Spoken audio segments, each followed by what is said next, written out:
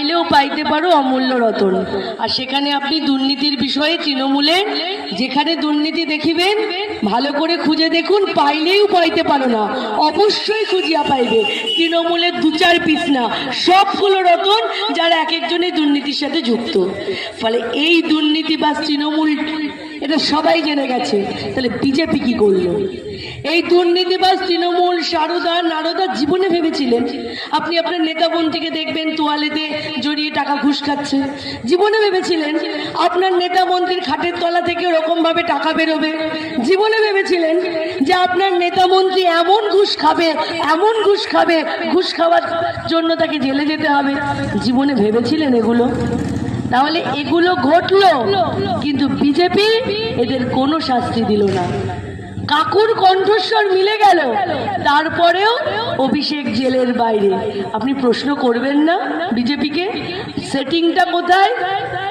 ওই যে সপ্তর্ষি বলছিল যে এরা কখন কোন দলে থাকে তার কোনো ঠিক নেই। এটা তো হবেই, কারণ প্রশ্নটা তো নীতির।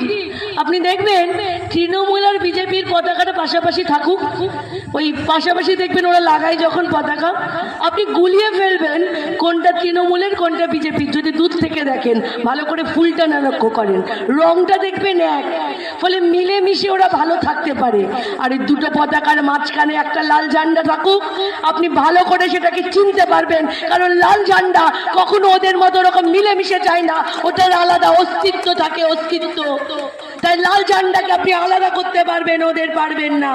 আর সেই কারণে আমি 2021 সালে কাস্তে হাতুড়ি তারা চিহ্নে লাল ঝান্ডাটাকে সামনে রেখে নির্বাচনে দাঁড়িয়েছিলাম, লাল ঝান্ডাটাকে কাঁধে করে রাজনীতি করতাম।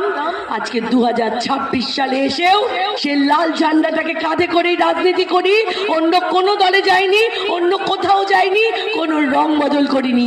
আর এটা বামপন্থী রাজনীতি আমাদের শেখায়। আর